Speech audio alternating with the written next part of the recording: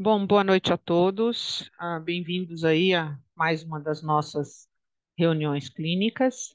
Hoje a gente também tem o prazer de ser a primeira das nossas reuniões dentro do nosso curso de extensão de atualizações em medicina intensiva. Esse é um momento bem bacana para nós também. A gente agradece muito que a gente está tendo a oportunidade de começar esse nosso curso de extensão com a presença do Dr. Fernando José da Silva Ramos. Fernando, conhecido de muitos nós, é um médico intensivista de alto calibre, né, doutor Fernando? É coordenador aqui das nossas UTIs, convive conosco já há alguns anos, foi um grande ganho para o nosso setor. Ele é também diarista da UTI, coordenador da residência médica de medicina intensiva do Hospital Sírio-Libanês. E o Fernando tem se destacado aqui dentro com toda a sua participação, tanto na parte de hemodinâmica, quanto na parte de ventilação mecânica, neurointensivismo. Então, para nós é um prazer muito grande ter o Fernando aí inaugurando o nosso curso de extensão e atualização em medicina intensiva. Muito obrigada, Fernando, por estar conosco hoje. Eu gostaria também de aproveitar esta oportunidade para fazer uma correção, né, doutor Fernando? O seu slide está desatualizado, né, desde Ah, sim. ontem. Então, o doutor Fernando está 24 horas atrasado no slide dele. Desde Aham. ontem, nós não somos mais a disciplina de anestesiologia, dor e medicina intensiva da Escola Paulista de Medicina da Unifesp. Desde ontem, depois da aprovação final no Consul, no Conselho Universitário, nós somos oficialmente, para sempre, a disciplina de medicina intensiva que pertence ao Departamento de Anestesiologia, Dor e Medicina Intensiva da Unifesp. É uma honra para nós isso, né? Um prazer muito grande, uma mudança de cenário, inclusive nacional, né? Nós somos aí a primeira disciplina de medicina intensiva, até onde vai o meu conhecimento, e com certeza a primeira disciplina de medicina intensiva das universidades federais e das grandes universidades do nosso país, mostrando a potência da nossa especialidade, mostrando toda a potencialidade também dessa equipe multidisciplinar que compõe o destaque que nós temos hoje no cenário, que foi reconhecido tanto no âmbito da congregação da Escola Paulista de Medicina, né, e ontem reconhecido no Conselho Universitário. Então, parabéns a todos vocês e a todos nós que pertencemos aí à disciplina de medicina intensiva a, da nossa Unifesp, da nossa Escola Paulista. Bom, tendo dito isso, né, então temos aí a primeira aula do curso de extensão da disciplina de medicina intensiva. Queria também lembrar a todos que existe um chat, tem um link no chat para a lista de presença, tá? Então, vou pedir a todos, depois, durante a aula, assinem a lista de presença no chat. E sem mais delongas, doutor Fernando, muito obrigada aí pela sua participação e por ter preparado essa aula para nós de monitorização hemodinâmica minimamente invasiva, um conceito que é importante para toda a nossa equipe multidisciplinar. E eu Eu que peço agradeço o perdão, peço convite. só perdão, desculpa, eu não expliquei, mas eu estou sem câmera aqui por alguma razão, Fernando. Me desculpa, eu não consigo abrir minha câmera, Imagina. só para me explicar um pouco. Tranquilo, chefe. Eu que agradeço o convite da Dani e seu, para ainda mais com toda essa honra da primeira reunião da disciplina de medicina intensiva, num tema que eu gosto muito desde a época de residente, sempre fui apaixonado por monitorização hemodinâmica e compartilhar com os alunos aí que estão na pós e também, principalmente, com os nossos residentes aí, é uma grande honra para discutir sobre esse tema aí e depois acho que abrir para discussão aí. Eu preparei aqui a reunião discutindo alguns princípios, acho que é importante a gente discutir alguns princípios da monitorização hemodinâmica, dos dispositivos minimamente invasivos, eu vou focar nos que a gente tem mais disponível no cenário nacional, o cuff digital, a bioreactância, contorno da onda de pulse e a termodiluição transpulmonar. De novidade, a gente tem o índice preditor de hipotensão e discutir um pouquinho da aplicação no cirúrgico de alto risco e ainda mais que a gente tem aí um futuro doutorando no forno aí, o Rafa, uma ideia como que a tomografia de impedância elétrica pode nos ajudar também na monitorização hemodinâmica. Então, quando a gente pensa que precisamos monitorizar o nosso doente, a gente pensa em duas situações, né? O primeiro é aquele clássico do paciente que tem um risco de instabilidade hemodinâmica, e o exemplo maior que a gente tem é o paciente cirúrgico de alto risco, que antes dele desenvolver disfunção orgânica, nós entramos com a monitorização para nos ajudar a guiar a terapia desse paciente. E o segundo cenário é aquele paciente que já está instável hemodinamicamente, por exemplo, tem um choque séptico, e às vezes você tem algumas dificuldades no exame, o exame não consegue te fornecer todos os dados que você precisa para definir se vai dar volume, vai priorizar vasopressor, inotrópico, e a monitorização pode te ajudar nesse cenário. Isso que eu já acabei de falar, né? A avaliação clínica, às vezes, ela é insuficiente para determinar a volemia, a função cardíaca e o tônus vascular desse doente, tá? E daí você vai definir se você vai priorizar reposição volêmica, inotrópico, vasopressor, e a ordem que você vai tomar nessas condutas na ressuscitação desse paciente. O consenso sobre choque circulatório e monitorização hemodinâmica da Sociedade Europeia, a primeira versão dele foi em 2007, ele foi atualizado em 2014, e ele discute exatamente alguns pontos das ferramentas que nós temos hoje, dos dispositivos para monitorização. Ele não deixa claro qual que é o momento que você deve colocar, só deixa claro que se o paciente, na sua resposta inicial, no seu tratamento inicial, você não conseguiu definir com clareza o quadro clínico e está em dúvida da resposta terapêutica, que você deve progredir a monitorização hemodinâmica. E daí começa com o catéter venoso central, a pressão arterial invasiva e os monitores de débito cardíaco também, da mesma forma, você vai escalonando, sempre com um ecocardiograma à disposição para avaliar a quality of care desse paciente. E qual que é a indicação, então? Seria a indicação do tipo de choque, se você tem dúvida se é um choque vasoplégico, obstrutivo, para selecionar a terapia adequada e avaliar principalmente a resposta que esse paciente está tendo frente à terapia que você está instituindo. Qual que é o problema? O problema é definir qual que é essa ferramenta de monitorização ideal. Por quê? Porque ela precisa produzir variáveis que vão ser relevantes para o seu tratamento, ou seja, você tem que saber o que ela está dizendo. Essa medida precisa ser acurada e reprodutível. O dado tem que ser fácil de interpretar. E aí talvez seja um dos grandes problemas que a gente tem, por exemplo, com o catéter de artéria pulmonar, que às vezes as pessoas não conseguem interpretar as informações que ele te forneceu. Ele tem que ser fácil de usar, de ser avaliado, operador independente, ter um tempo de resposta rápida à terapia que você está instituindo, não causar dano e ser custo efetivo. É óbvio que nenhuma ferramenta sozinha vai modificar o prognóstico do paciente se o médico ou a equipe multidisciplinar que está cuidando desse doente não souber interpretar as informações dessa ferramenta diagnóstica e instituir uma terapia para ele. Não adianta nada só colocar um monitor hemodinâmico e não entender o que ele está te dizendo e como é que você vai guiar a terapia desse paciente. Se a gente fosse dividir as ferramentas de monitorização do débito cardíaco em relação à sua invasibilidade, a gente podia dividir eles em não invasivos, que a gente tem na UTI, e aí o ecocardiograma, hoje a ferramenta, assim, o estetoscópio, né, do intensivista. Você tem o método de reinalação de CO2, que é o NICO, que é pouco utilizado hoje em dia. A bioreactância, que surgiu pela Chita, que chamava Nikon, e agora a Baxter trouxe como Starling. O Cuff digital, que você tem o ClearSight, que é da Edwards. A tomografia de impedância elétrica é uma promessa aí para o futuro próximo. E quando a gente entra por métodos minimamente invasivos, a gente tem do contorno de pulso arterial, que são métodos não calibrados, que nós vamos discutir. O FlowTrack é o principal ferramenta que a gente tem disponível no Brasil. O Doppler esofágico. E a termodiluição, eu faço um adendo aqui, que ela, na verdade, ela está como uma ferramenta minimamente invasiva, a termodiluição transpulmonar, mas mais recentemente alguns autores colocam numa transição para o método invasivo, o pico e o volume view. Por quê? Porque a gente vai precisar de um catéter venoso central e um catéter arterial que precisa ser femoral.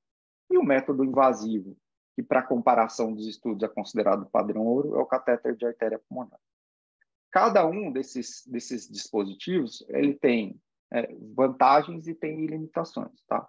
Então, obviamente, o catéter arteriopulmonar é invasivo, precisa ter treinamento, interpretar os dados, a termodiluição transpulmonar precisa, obviamente, ter um catéter venocentral, uma artéria femoral. O contorno da onda de pulso pode tomar curácia reduzida, se você quer uma medida mais precisa do débito cardíaco, que ele não tem calibração.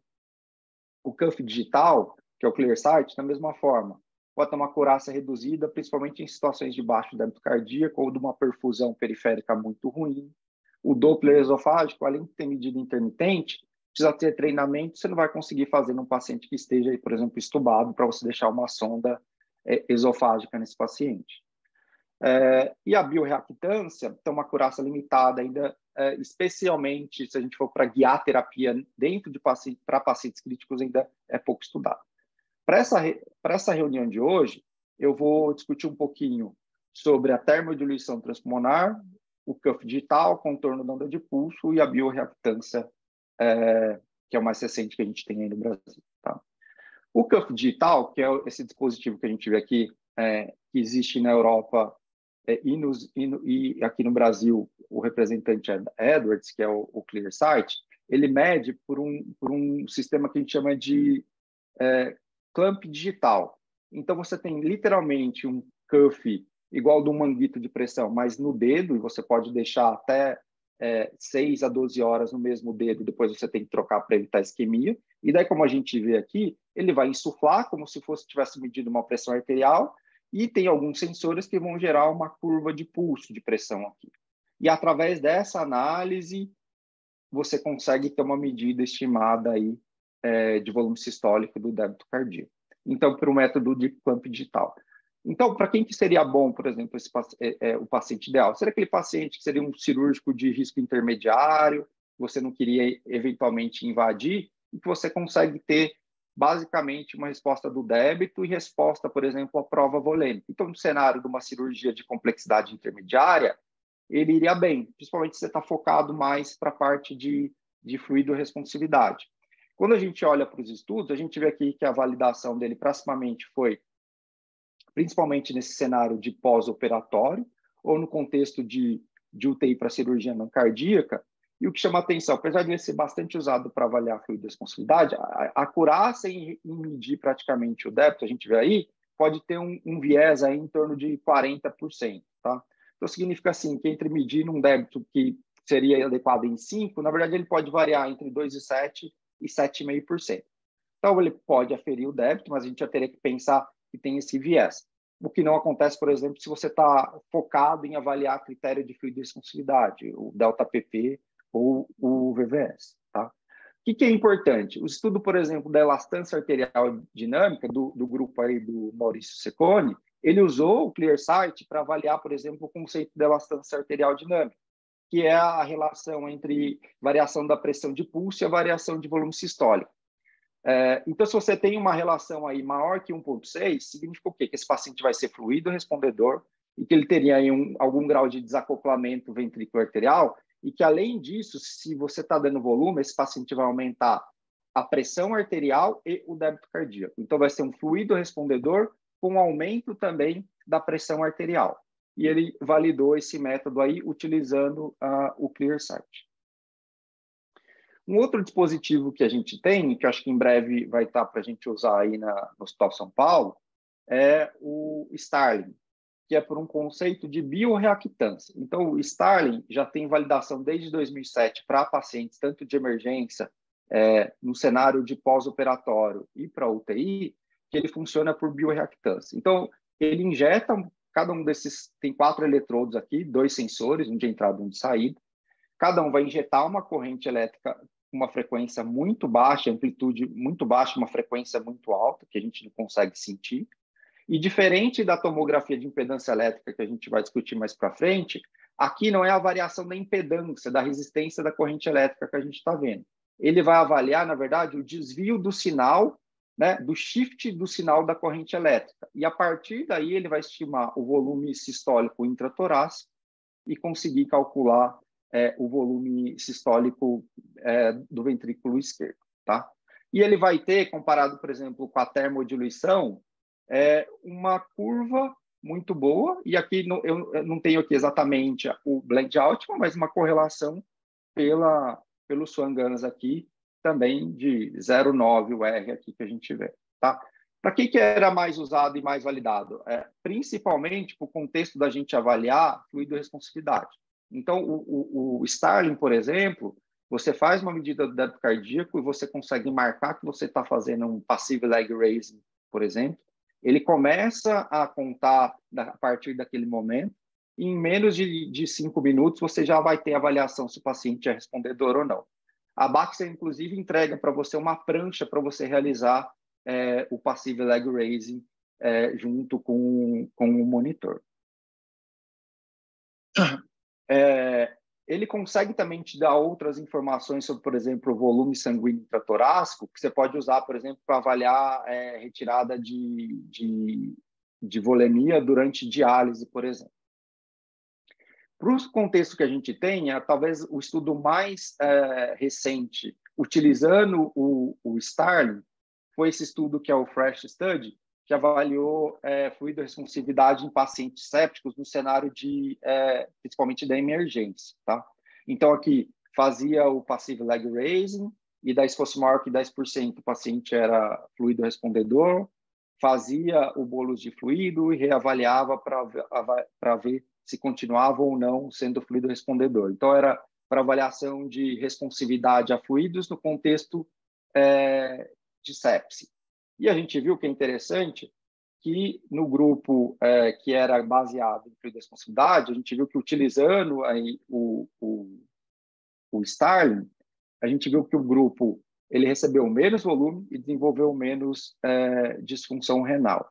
E é interessante que mais ou menos só 40% dos pacientes eram fluido respondedores por esse estudo que ocorreu no departamento de emergência. Tá?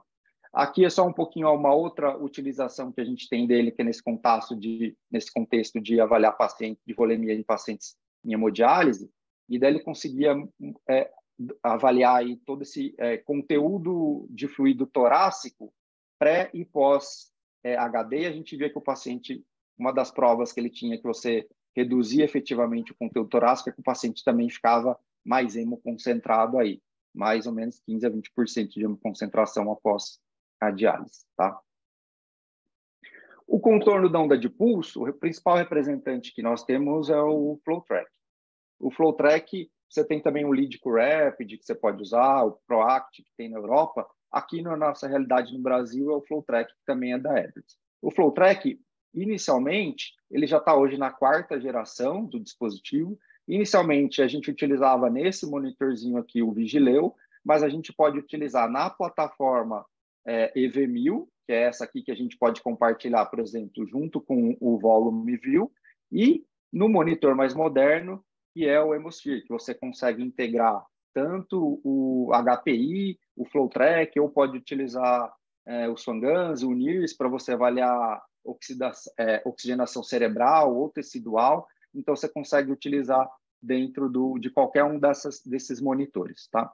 Como é que ele funciona? Então, ele parte de um princípio que a pressão de pulso ela é proporcional ao volume sistólico e inversamente proporcional à complacência arterial.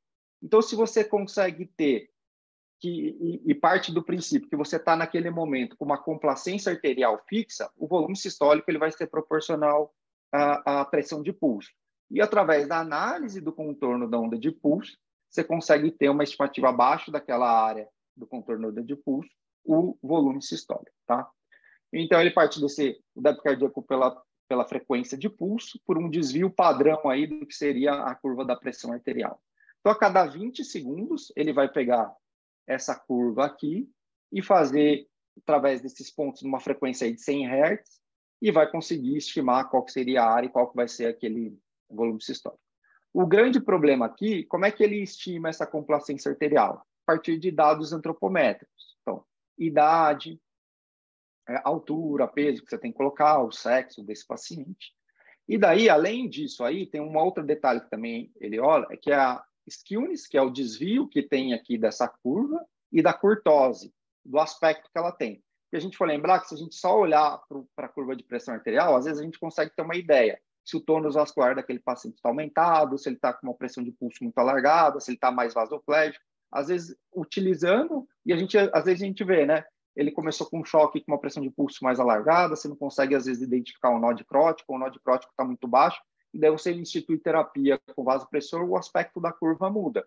Então, ele leva em conta também um pouquinho da skewness e da curtose da curva que ele tem, tá? A terceira geração do FlowTrack, que tem estudo já publicado aí há 10 anos, ele também tem um pouco de problema em relação a essa acurácia, porque você parte de uma primeira medida e com a terapia você liga a droga vasoativa, desliga a droga vasoativa ou dobra a quantidade de droga vasoativa, é óbvio que a complacência arterial do paciente vai mudar. Então, você também não consegue ter uma medida exata do débito cardíaco. Então, a acurácia para você medir ali, avaliar se aquele débito cardíaco é o que realmente está representando o doente, a gente pode ter um problema. No entanto, para seguir terapia, para avaliar se ele é fluido respondedor ou não, e para dar uma ideia se o débito está subindo ou se está baixando, você consegue utilizar esse método. Ele é fácil de instalar, porque você vai precisar só do transdutor daquele monitor, e não tem nenhum catéter específico. Qualquer gelco de PAI, desde que você ligue naquele transdutor, e no Vigileu, ou no Hemosfera, ou no Valmil, você vai conseguir ter, tá bom? A medida do débito. Tem uma série de estudos, só para trazer aqui o grau que a gente tem de estudos de validação, essa revisão sistemática, e da mesma forma que a gente discutiu, ele fica ali com um viés que a gente vai discutir em torno de 30%, 35%, um pouquinho melhor do que o ClearSight. Quando a gente olha especificamente para a avaliação dessa questão da fluido-responsividade, variação do volume sistólico e da UTPP, seja o paciente vasoplégico ou cardiopata, aqui um exemplo praticamente aí de transplante de fígado, que é um exemplo do paciente aí vasodilatado, a gente vê que a área abaixo da curva dele aí é muito boa para avaliar isso aí. E da mesma forma, mesmo nessa condição de avaliar o passive leg raise, tá? Essa outra revisão sistemática um pouquinho mais recente também chegou nisso aí. Então, pacientes mesmo com sepse e hepatopatas, que teoricamente é um calcanhar de Aquiles desse dispositivo, a gente já tem até a quarta geração e a porcentagem, a variação do E fica em torno de 30%, não chega aí a 40%. Mas para avaliar adequadamente a fluidosponsividade, fica em 85%, que é em torno da área da curva aí de 0,8, 0,9 que a gente tem em relação de sensibilidade e especificidade. Então, dá para usar isso aí. Mesmo nesses pacientes que a gente pode alterar bastante a complacência arterial, você consegue utilizar principalmente nesse quesito, se você está vendo, e a dinâmica, ela tende a seguir o que está acontecendo de forma real com o débito cardíaco. Tá? Para quem seria ideal, por exemplo, esse método não calibrado? Paciente, por exemplo, cirúrgico de alto risco, que você, por exemplo, vai fazer uma terapia guiada por metas para ele, e que a gente sabe que a primeira redução de débito cardíaco, na maior parte das vezes, está relacionado com hipovolemia ou hemorragia, e é para guiar a terapia de reposição volêmica, é um método super tranquilo de usar, tá? E você ainda vai ter os índices dinâmicos aí do delta-PP e da variação de volume sistólico. E daí, quando a gente fala em terapia guiada por metas para paciente cirúrgico, a gente não está falando só dentro do centro cirúrgico, mas isso tem que se estender na UTI nas primeiras 12 a 24 horas. Então, às vezes acontece, né? O paciente chegou, a cirurgia foi líquida, recebeu o volume e tal, o lactato da saída da cirurgia estava bem, e daí a hora que o paciente chega na UTI, sai daquele plano anestésico, com baixo consumo de oxigênio. Daí ele começa a acordar, começa a ficar mais taquicárdico, às vezes volta a fazer febre, daí o consumo aumenta, e daí às vezes a gente não ficou aí em cima do doente, porque na chegada da UTI estava bem, mas a gente vê que, por exemplo, para GDT, a gente tem que ficar em cima aí e seguir as metas de terapia, pelo menos nas primeiras 12 a 24 horas. O que a gente tem de mais novo aí, falando em update, então, que era até o tema da aula aí, né? É o Hypotension Predict Index, que é o HPI, que também está na Edwards. O dispositivo, ele faz uma análise por contorno da onda de pulso, mas a gente não consegue usar o FlowTrack, né? A gente vai ter que usar aqui o que a gente chama do Acumen, que é o dispositivo que vai. E ele só vai conectar no monitor mais novo, que é o Hemosfera. Então, esse foi o estudo que foi publicado aí em 2020, na época aí da pandemia, E ele, por análise, por machine learning, conseguiu identificar preditores através da análise do contorno da onda de pulso, preditor de que aquele paciente, nos próximos 5 minutos, vai desenvolver hipotensão antes que esse paciente desenvolva hipotensão. E ele pode te ajudar, principalmente no contexto pré-operatório, de guiar se a terapia mais adequada seria, por exemplo, fazer uma prova volêmica ou, por exemplo, vasopressor inotrópico. Então, ele consegue sair a probabilidade que aquele paciente vai estar. Então, quando chega numa escala, por exemplo, de 85% de probabilidade que aquele paciente vai ficar hipotenso, ele te dá um alerta que você precisa agir. E daí ele te solta, por exemplo, qual o débito cardíaco, qual que é a variação de volume sistólico, se ele vai ser fluido respondedor ou não. Faz em relação ao DPDT, que é a relação em relação, por exemplo, à contratilidade, ao trabalho miocárdico, e ele solta já a elastância arterial dinâmica. E é interessante que a elastância arterial dinâmica, ela foge um pouquinho daquele conceito do delta-PP e do VVS, que a gente só consegue utilizar no paciente em ventilação mecânica.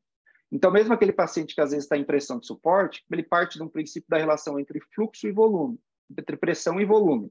Então, você poderia utilizar, mesmo nesse paciente, e se ele está, por exemplo, com uma elastância arterial dinâmica baixa, significa que, por exemplo, o tônus dele vascular está baixo, você teria que priorizar. Você poderia até dar volume, mas para atingir a pressão mais alta, você teria que dar, por exemplo, associar um vasopressor. Enquanto que quem tem uma elastância arterial mais alta, de 1,06, você poderia dar o volume, que ele vai aumentar o débito cardíaco e vai conseguir responder também à pressão. Aqui é só um exemplo de como que era o algoritmo desse estudo, e obviamente que era mais para ver o tempo de detecção e de resposta do médico frente a isso e quanto que era a porcentagem que acertava ali, e ver que o paciente que tinha o HPI, o tempo de resposta e o tempo que eventualmente ele desenvolveu hipotensão é muito menor. Tá? Alguns médicos, obviamente, não seguiam o protocolo, porque interpretava de uma outra forma, mas você vê aqui que era entre 50 e 2 minutos. Isso porque a gente sabe que, às vezes, o tempo de propensão que o paciente determina, principalmente nesse paciente cirúrgico, está relacionado com infarto tipo 2 ou lesão renal aguda. Então, é uma ferramenta que é relativamente nova, que tem disponível para a gente já no Brasil também. A termodiluição transpulmonar. Termodiluição transpulmonar, nós temos 2 dispositivos para usar no Brasil. O Pico e o Volumivil, que difere basicamente a marca, mas o conceito e como a interpretação dos dados são semelhantes. O Volumivil, a gente precisa ter um catéter de triplo lumen, basicamente, para usar, porque a gente vai ter que usar uma via para medir o PVC para ele liberar os dados. E a gente vai conectar um termistor aqui, que a gente vai injetar uma solução gelada, e que ele vai estar combinando o contorno da onda de pulso com a termodiluição transpulmonar. E um outro catéter femoral, que a gente tem um outro termistor para ver a diferença de temperatura. O Pico, você pode passar qualquer catéter femoral, só conecta o sensor dele no outro catéter, ou qualquer catéter no central, você só conecta aqui o termistor e o catéterzinho femoral aqui precisa ter. Então, quando a gente fala em termodiluição transpulmonar, nós estamos falando de 2 métodos de aferir o débito cardíaco. O débito intermitente, que serve para calibrar, que é a termodiluição transpulmonar, e o débito contínuo, que a partir dessa calibração inicial, a cada 1 minuto ele vai atualizando por contorno da onda de pulso. E qual que é a vantagem? Ele vai te dar outros índices. Então, vai te dar o volume diastólico final global, a água extravascular pulmonar, índice de permeabilidade pulmonar, e dados, inclusive, de hemodinâmica funcional aí, VVS ou delta-PP. Tá? Então, como é que ele funciona? Você tem aqui o débito cardíaco que está atualizando por contorno da onda de pulso, e você teve aquela primeira medida que a gente fez por termodiluição. Então, aqui eu fiz a calibração, daí, por exemplo, liguei droga vasoativa, dei volume, ele começou a atualizar aqui o débito por contorno da onda de pulso. Tá? Então, você tem um valor inicial da termodiluição transpulmonar, e as próximas medidas vão ser por contorno da onda de pulso. Tá? No Volumivil, é a mesma coisa. A gente faz aquela calibração. No Volumivil, a gente ainda tem até a curvinha aqui da termodiluição. Usou essa para calibração e a gente vai ter aqui, nessa janela, qual que foi a calibração. Então, tem um índice, o volume sistólico intratorácico, a água extravascular pulmonar.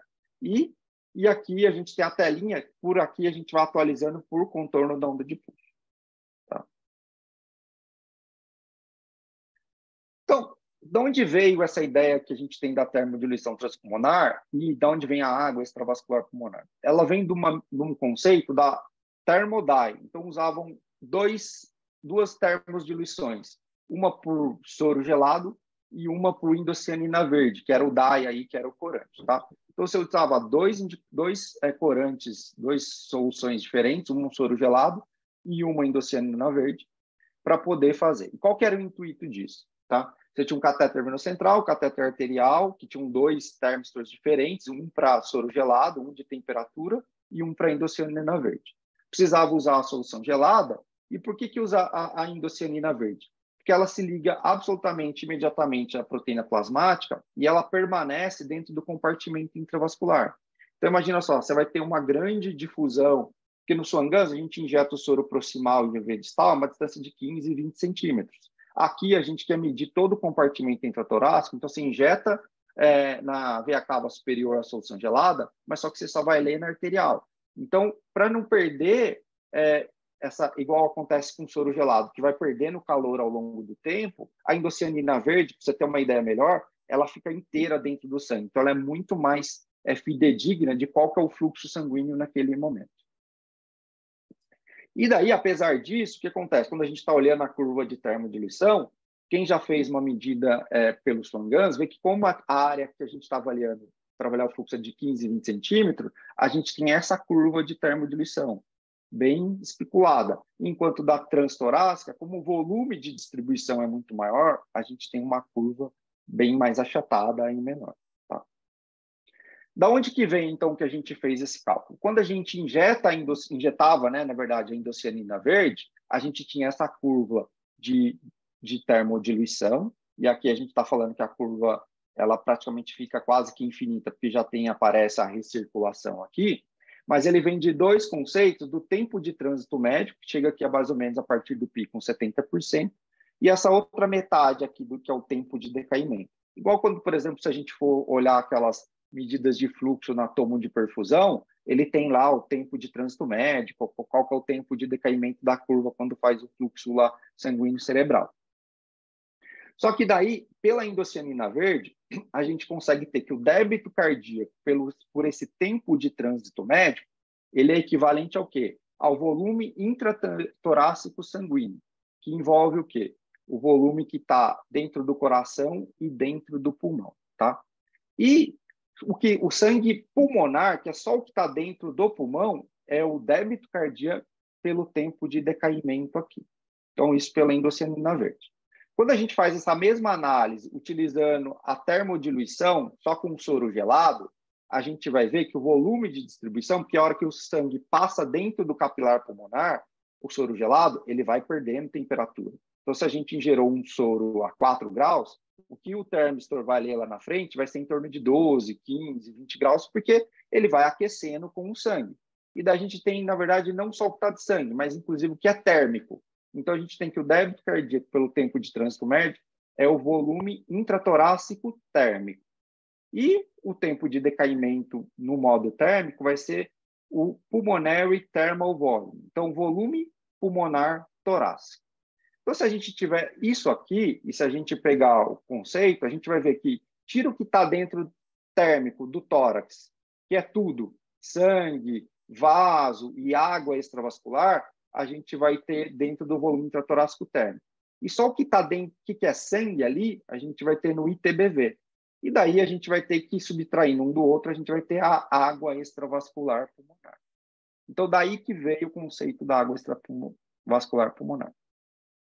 No entanto, imagina só, já é complexo você fazer uma medida de débito cardíaco com a termodiluição 3 vezes por dia, para calibrar o volume vivo. Imagina se você tivesse que fazer 6 medidas, uma com indocianina, outra com soro. Primeiro que ia ser pouco prático, ia ser muito caro, porque você ia ter que ter 2 termos. Então, a solução salina é a mais barata, mais fácil de usar, não costuma causar mal para nenhum doente. Só que a gente precisava ter algumas fórmulas para poder chegar a esses valores, tanto de volume de água extravascular pulmonar, volume diastólico final do ventrículo direito. Tá? Então, o que a gente vai ter?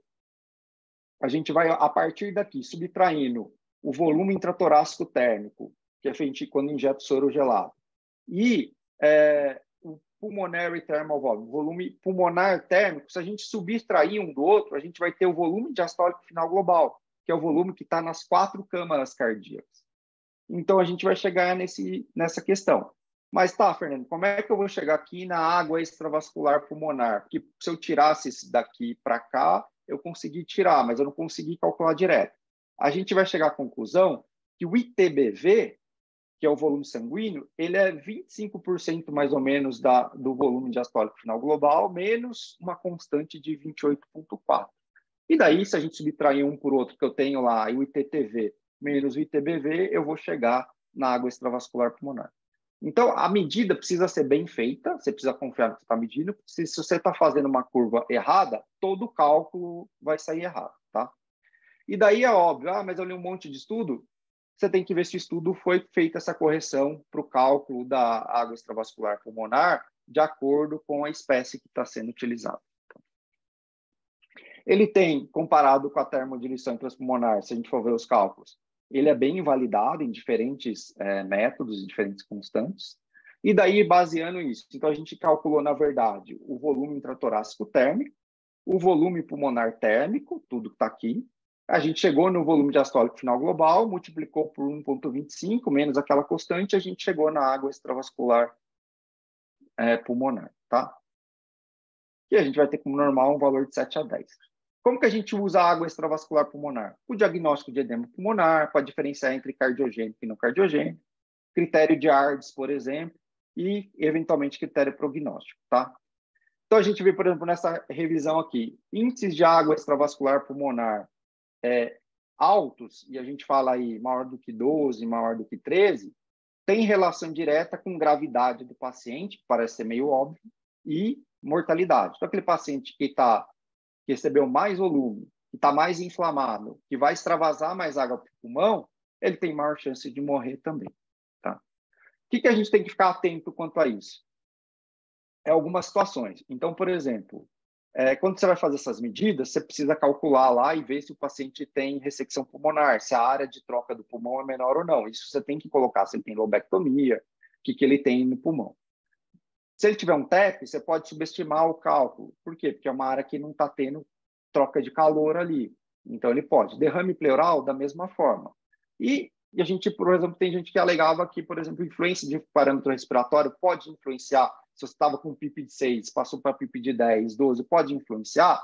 Esse estudo que a gente fez foi estudo experimental, mas a gente tinha condições basais, diferentes estratégias ventilatórias aqui, PIP de 6, PIP de 13, PIP de 15, volume corrente de 15, volume corrente de 6, e a gente induzia a lesão pulmonar, media a água extravascular pulmonar e depois induzia choque hemorrágico. Você vê que a água extravascular, quando a gente induziu o SARA no suíno, aumentou demais, independente de como era o parâmetro ventilatório, e quando a gente fez o choque hemorrágico, ele não conseguiu voltar ali. A gente está falando de choque hemorrágico de praticamente 40% da volemia do animal. Você vê que ele continuava ali com a água extravascular normal. Então, isso quer dizer o quê?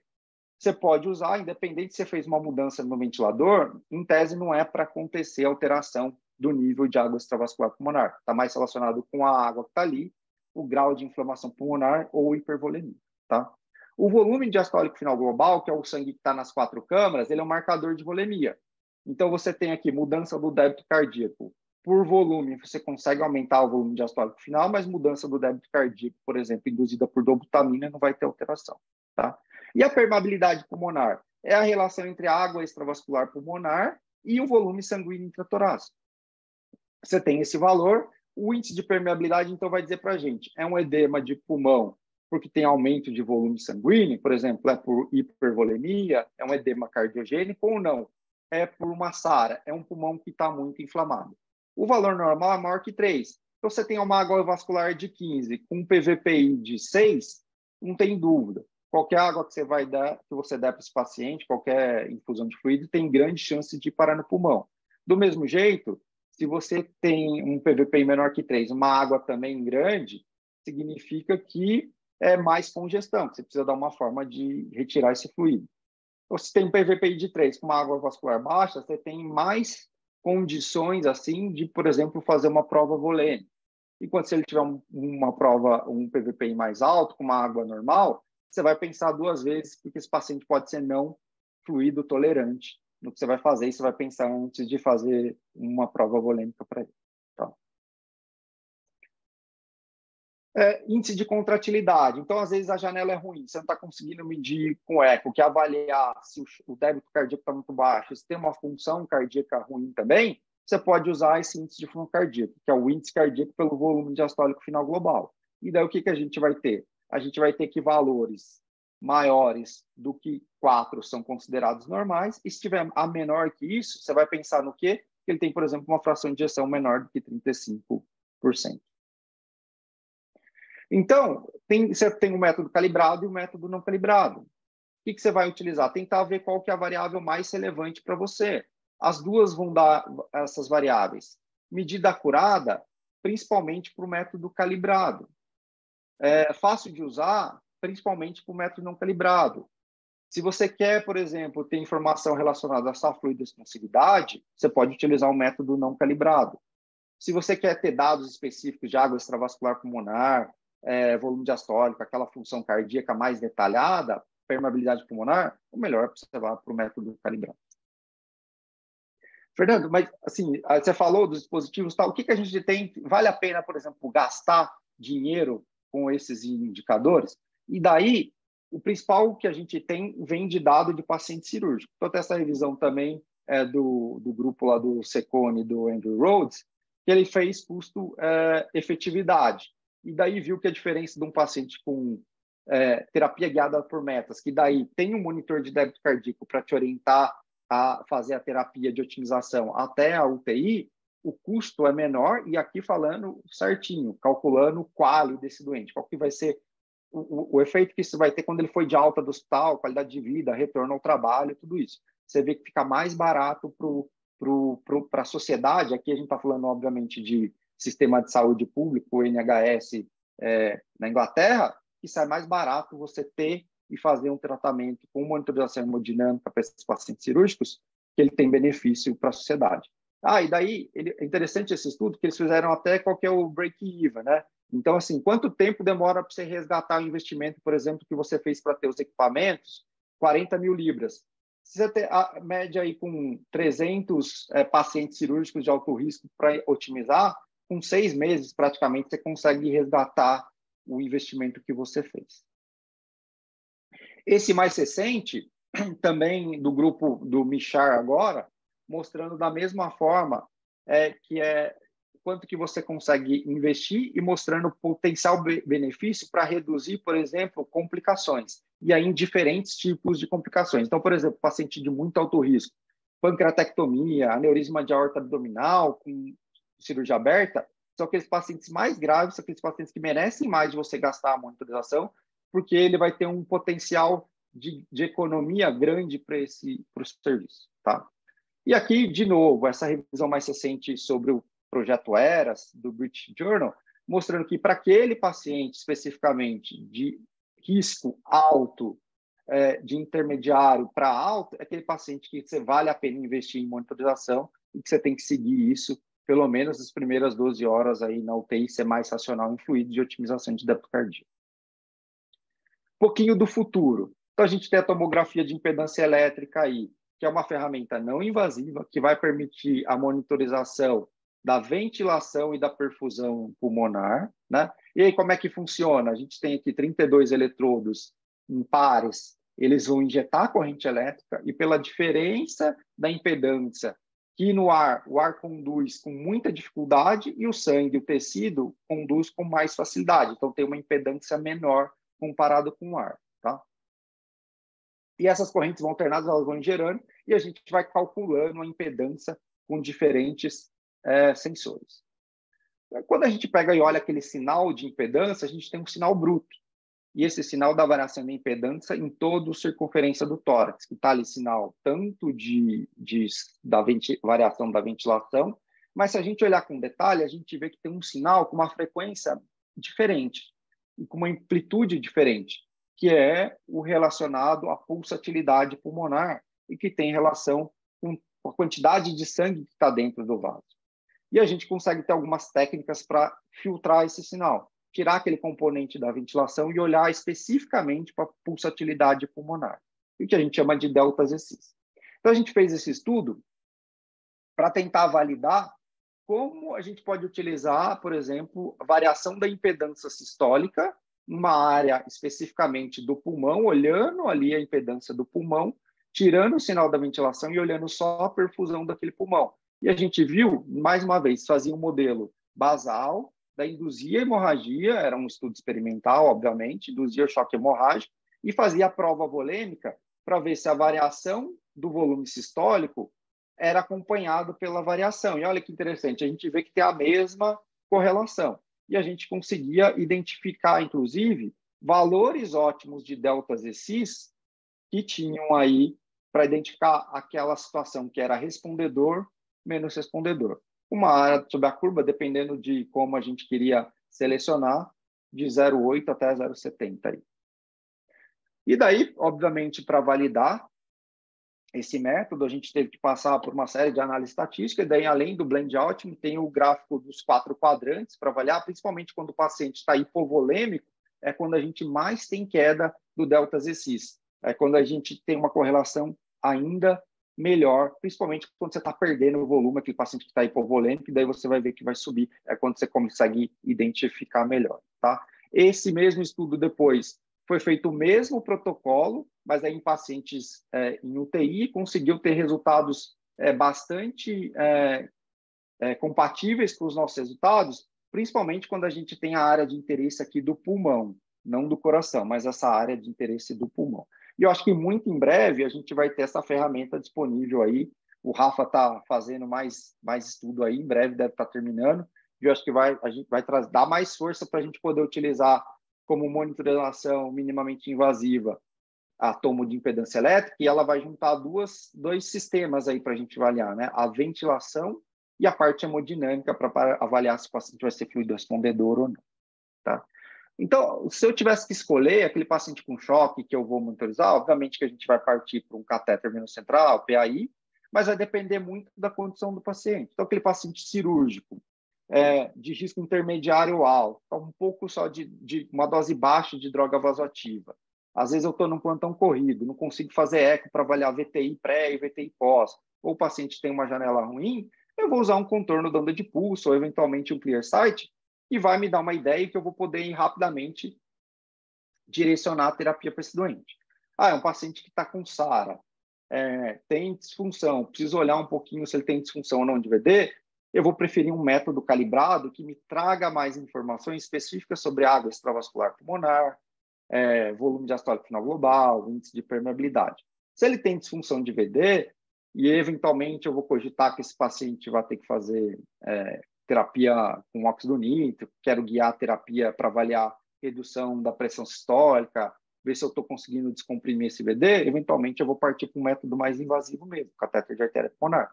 Mas eu acho que a maior parte das vezes a termodiluição transpulmonar vai satisfazer as nossas necessidades na UTI.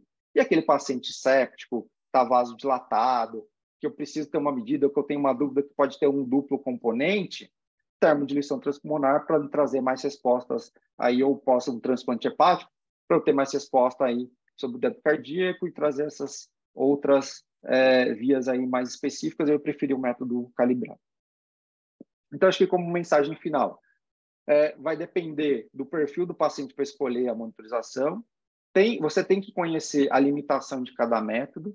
Você precisa entender o que vai fazer, porque só colocar um monitor não vai mudar a conduta e não vai mudar o prognóstico desse doente.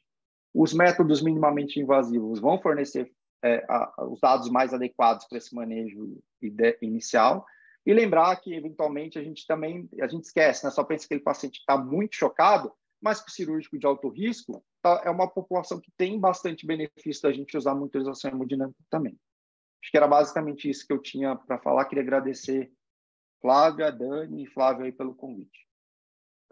Excelente, Fernando. Super obrigada aí pela excelente apresentação. Acho que foi muito rico aí para todos os nossos residentes, sem dúvida, aí com todo o teu brilhantismo. Pessoal, dúvidas no chat? Flávio, você quer conduzir essa discussão, fazer algum comentário? Oi, Fernando, boa tarde. Oi, Flávio, tudo bem?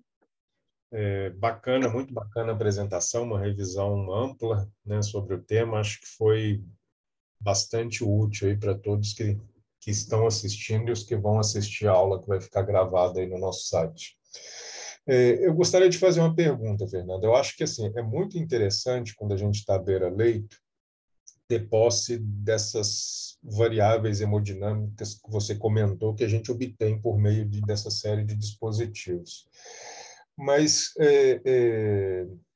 por qual motivo você acha que assim até hoje não tem um estudo claro que mostre para a gente que conduzir ou olhar para o débito cardíaco a gente consiga de forma robusta melhorar desfecho de paciente crítico? É porque as medidas não são acuradas, ou porque a gente não interpreta adequadamente, ou porque realmente isso não faz sentido nenhum? Ou alguma outra explicação, não sei. A pergunta é boa, Flávio. Não é muito boa. Eu acho que acho que o débito cardíaco é um dos componentes só que a gente tem que olhar, né? O débito, é difícil às vezes você olhar um débito alto ou baixo e conseguir interpretar naquele primeiro momento se está adequado ou não. Eu acho que vou tentar responder como eu vejo assim. Quando eu olho, eu quero ter o débito para olhar um pouquinho nessa situação, entender se está alto ou não, se vai responder ou não a terapia, se está mudando, mas sempre integrando, e eu vou indicar, por exemplo, a monitorização no paciente clínico, naquele contexto, quando as variáveis de perfusão, obviamente, não estão adequadas. Então, tentar integrar a medida de macro, aí a gente tem o débito, se aquilo está suficiente ou não, integrando com as variáveis de perfusão. E daí eu acho que para você entender um pouquinho e fazer, acho que primeiro precisa ter precisa ter um pouco mais de experiência clínica. E como que você faz um protocolo único, por exemplo, quando num estudo, que vai conseguir talvez adequar a mesma situação para todo tipo de paciente?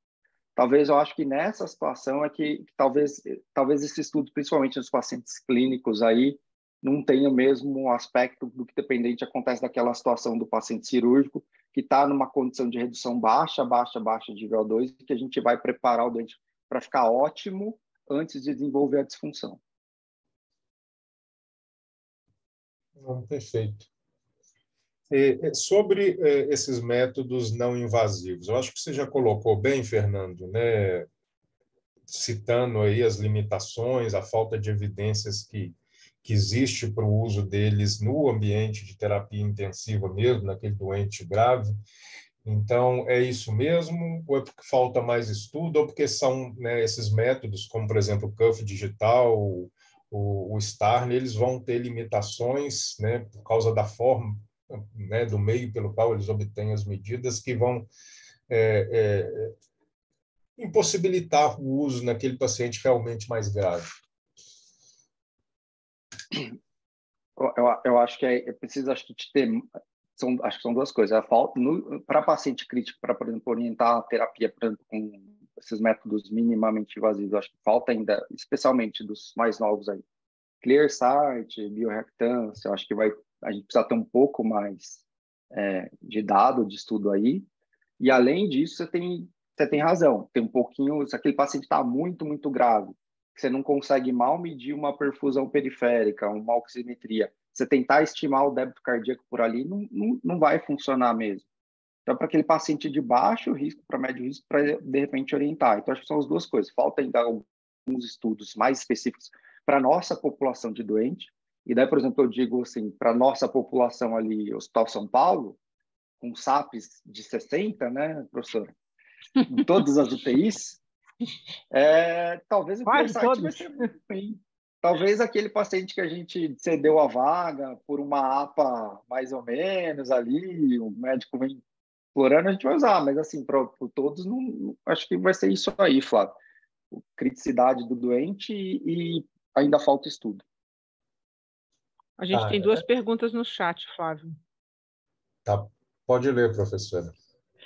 Tá, tem uma pergunta daí da Isabela, que é assim, em relação ao Hemosfere, se ele seria melhor para o paciente neurocrítico e se se tem alguma forma de avaliar a dessaturação cerebral. Então, o Hemosfere, Isabela, colocado aí, a vantagem, ele é um monitor, é a plataforma, igual o EV1000. Então, o EV1000 você pode conectar tanto o volume view para fazer termodiluição transpulmonar, quanto o FlowTrack e o Acumen. O Hemosfere, ele é um monitor que ele permite que você conecte, seja o Swan-Ganz, o volume view, ou o Acumen, ou o FlowTrack. Ele pode qualquer dispositivo de monitorização da Edwards tem. E você tem uma opção de colocar, igual você tem a opção de colocar o Precept, aquele catéter que tem oxigenação venosa central, você tem uma opção de colocar o NIRS, que é um eletrodo que você coloca no cérebro e que você vai ver a taxa de oxigenação cerebral. Não tem nada a ver com a PTO2. Ela é transdérmica aqui que a gente coloca. E daí, nesse contexto, a gente tem estudos para ele. Então, tem desde estudos de paciente em pós-op cirurgia cardíaca, quando vai fazer tempo de anox, para tentar identificar mais precoce se o cérebro está sofrendo. Tem alguns estudos de, por exemplo, de relacionar queda da oxigenação em paciente que tem vasoespasmo, em HSA, ou que está com hipertensão intracraniana. Então, é uma ferramenta a mais, o monitor permite, mas é um outro tipo de monitorização que você precisa, que é o NIRS. Tem NIRS validado, até estudo validado, quando você tem ECMO veno arterial, de você colocar o NIRS na perna para detectar antes que ocorra isquemia ou balão intraórtico. Então, você pode usar o Hemosfere pensando nesse contexto que ele permite que você coloque o NIRS ali também. E a gente tem outra pergunta, Fernando, que é do Lucas, se pode existir relação do acoplamento ventrículo arterial com a elastância arterial dinâmica. Ô, Lucas, acho que essa pergunta é dureza, hein, Lucas? Eu acho que, assim, do meu ponto de vista humilde, a gente sabe que quando você tem um desacoplamento aí de forma mais simplista, assim, bem colocando. Eu acho que quando você tem um desacoplamento aí, a gente sabe que ele pode ser respondedor, não aumentar o débito cardíaco, está totalmente desacoplado a função do VE, com o tônus vascular. Eu tendo a achar, eu acho que não tem, acho que ainda falta muita resposta quanto a isso, mas eu tendo a achar que quando o paciente, você faz volume, ele responde, sobe a pressão também, eu tendo a achar que isso significa que tem algum grau de acoplamento ali ainda, que ele está conseguindo receber e tem um tônus para garantir. Agora, que tem um estudo que mostra essa correlação, é isso, eu até comentei na aula, acho que pode ter uma relação quanto a isso. Mas, assim, obviamente, assim, tem um estudo que prove isso ou não. Talvez, de repente, não sei se a Bárbara depois deu uma ideia aí, calculando esse acoplamento aí com eco, talvez seja uma resposta aí para o futuro. Que é uma coisa que eu ia comentar, sabe, Fernando? A Bárbara não está aqui conosco, mas eu ia comentar e te fazer uma pergunta também ao mesmo tempo, que é o quanto de contribuição nosso serviço tem para dar nessa seara de hemodinâmica, né? Então, só aqui a gente tem um Lucas que está fazendo o teste de doutorado, vai fazer com Starling, saibam todos, né, que o nosso serviço vai contar brevemente com 2 Starlings aqui à disposição assistencialmente. A Bárbara vai fazer a tese dela em acoplamento ventrículo arterial usando eco, né? Então, a gente tem, temos o Rafael fazendo o doutorado dele com impedância e avaliando perfusão, ou seja, só na minha cabeça aqui rapidamente, não espero não estar esquecendo ninguém, mas a gente está fazendo 3 teses em hemodinâmica de alto nível, né, Fernando? Sem falar da Isa, que está fazendo, olhando com eco e usando o protocolo Vexus para de ressuscitação, que também vai começar. Ou seja, vamos ter uma tese de doutorado avaliando dobutamina, ou seja, hemodinâmica é um ponto forte aqui do nosso serviço, né? Então, a minha pergunta para Fernando é: o que nos falta, Fernando? Né? Você acha que a gente precisava ter a plataforma Hemosfere aqui para colocar nela alguma coisa? Porque, por exemplo, a gente tem um Vigileu, que a gente não usa há anos, e nem ninguém me pede para viabilizar catéteres FlowTrack, porque a gente parou de usar. Tá? E a gente hoje tem a Swan-Ganz, a gente tem o volume view, e a gente eventualmente usa até menos do que, né, talvez devesse. E agora a gente vai ter o Starling. Né? Hã? A gente tem um eco em cada unidade, né? E a gente vai ter 2 Starling.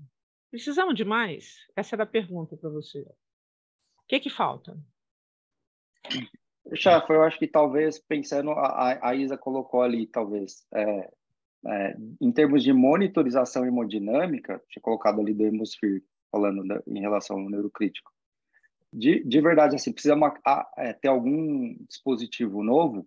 Eu acho que não, acho que a gente consegue fazer uma medicina com monitorização hemodinâmica com indicações mais precisas, e para quem precisa a gente coloca mesmo, não tem esse problema.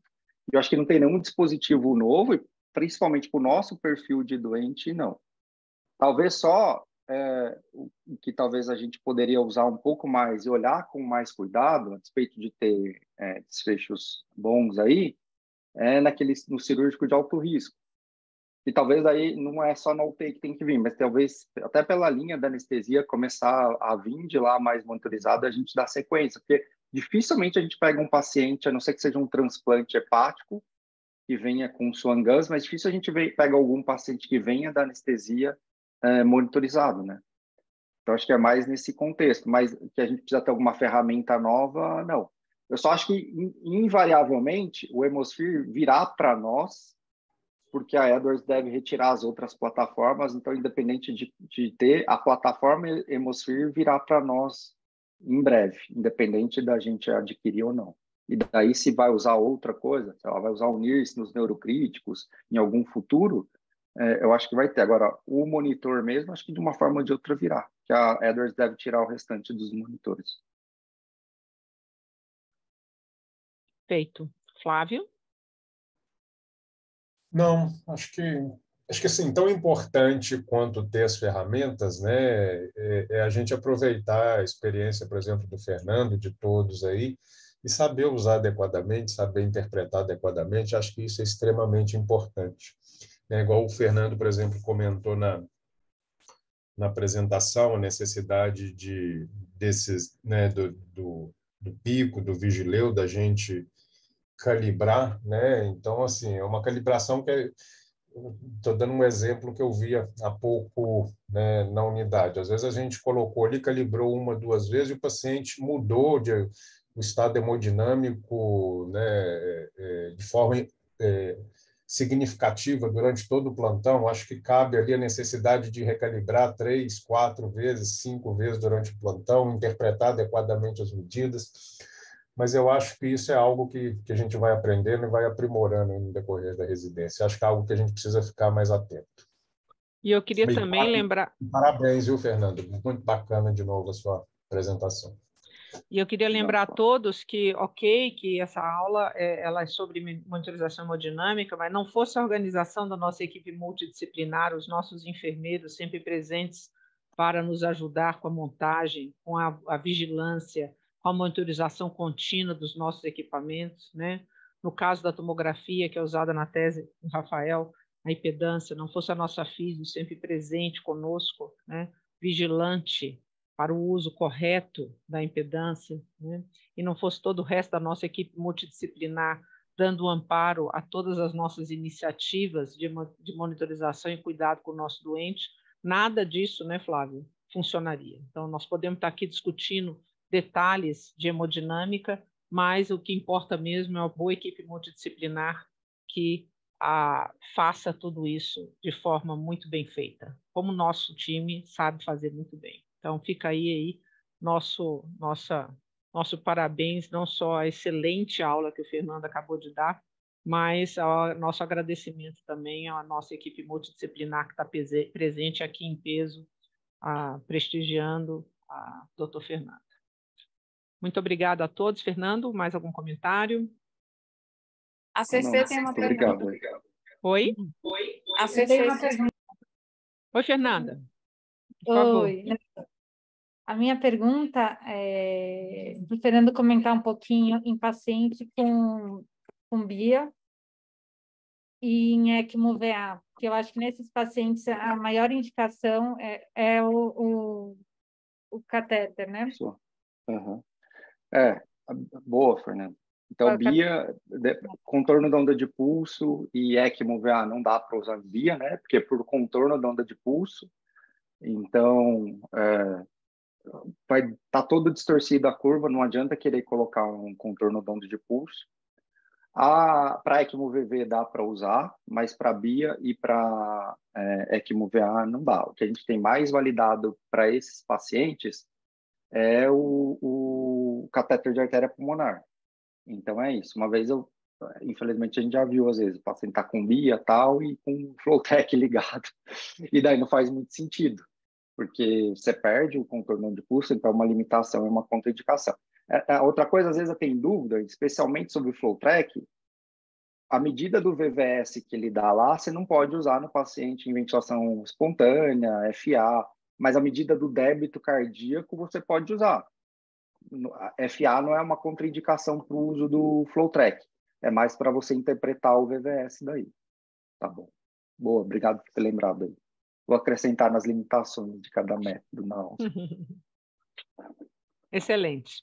Então, muito obrigada a todos e estejam conosco na nossa próxima reunião clínica. Estejam todos aí atentos às nossas divulgações. Muito obrigada, Daniele, também, por organizar esse curso e essa nossa reunião. Obrigada a todos, boa noite. Tchau, tchau, boa noite.